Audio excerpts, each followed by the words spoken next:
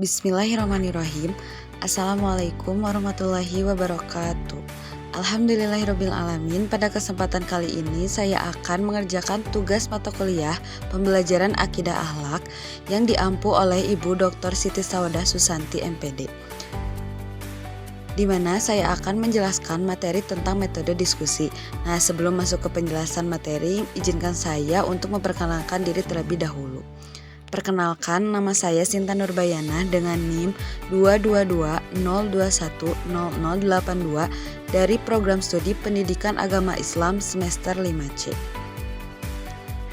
Tanpa berlama-lama lagi, langsung aja kita masuk ke penjelasan materinya. Metode diskusi. Nah, kali ini saya akan menjelaskan 4 poin penting dari metode diskusi ini, di mana yang pertama yaitu tentang pengertian atau definisi, yang kedua langkah-langkah, yang ketiga kelebihan, dan yang terakhir yaitu kekurangan. Langsung aja kita ke poin pertama yaitu pengertian. Nah, di sini saya akan menjelaskan 2 pengertian, yaitu pertama menurut para ahli, yang kedua secara umum. Menurut Subroto, metode diskusi adalah suatu cara penyajian bahan pelajaran di mana guru memberi kesempatan kepada siswa atau kelompok-kelompok siswa untuk mengadakan perbincangan ilmiah, pengumpulan pendapat, membuat kesimpulan atau penyusunan berbagai alat alternatif pemecahan atau suatu masalah. Sedangkan secara umum, metode diskusi adalah suatu cara penyampaian materi pembelajaran dengan cara bertukar pikiran, baik atau bebas berkomunikasi antara guru dengan siswa atau siswa dengan siswa. Selain itu, metode diskusi menumbuhkan motivasi siswa untuk berpikir sendiri atau mengeluarkan pendapatnya sendiri dengan wawasan dan pengetahuan yang mampu dua langkah-langkah. Langkah yang pertama yaitu menjelaskan tentang permasalahan yang akan dibahas. Yang kedua, memberikan motivasi kepada peserta untuk memikirkan pemecahannya. Yang ketiga, para siswa berdiskusi di dalam kelompoknya masing-masing, sedangkan guru berkeliling dari kelompok ke kelompok yang lain menjaga ketertiban serta memberikan dorongan dan bantuan sepenuhnya agar setiap kelompok berpartisipasi aktif dan agar diskusi berjalan lancar. Yang keempat, memperhatikan waktu yang telah ditentukan. 5. Menciptakan suasana yang kondusif. 6. Kemudian tiap kelompok melaporkan hasil diskusinya.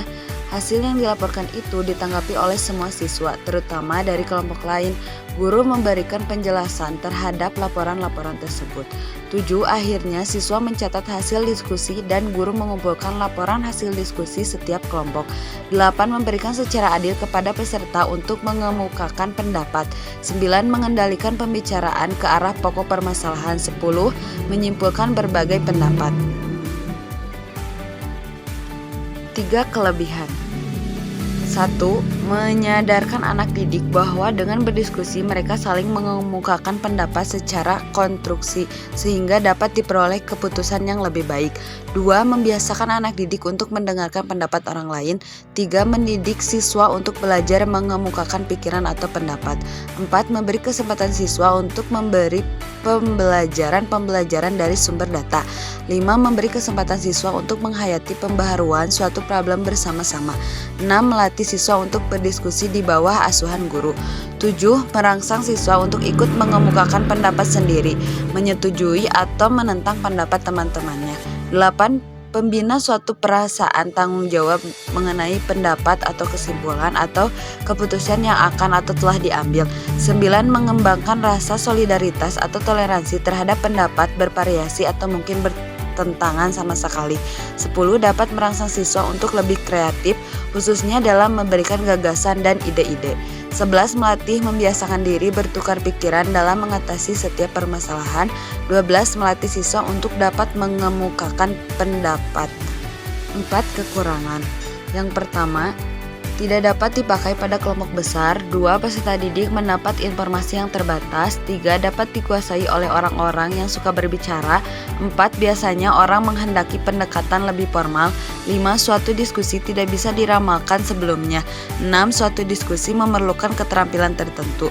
7. Jalannya diskusi dapat dikuasai oleh beberapa siswa yang menonjol. 8. Tidak semua topik bisa dijadikan pokok diskusi. 9. Diskusi yang mendalam membutuhkan waktu yang banyak. 10. Apabila suasana diskusi hangat dan siswa sudah berani mengemukakan pendapat mereka, maka biasanya sulit untuk membatasi pokok permasalahan. 11. Seringkali siswa kurang berani mengemukakan pendapatnya. 12.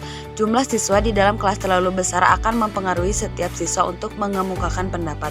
13. Sering terjadi pembicaraan dalam diskusi dikuasai oleh 2-3 orang siswa yang memiliki keterampilan berbicara. 14. Kadang pembahasan dalam diskusi meluas sehingga menjadi kabur.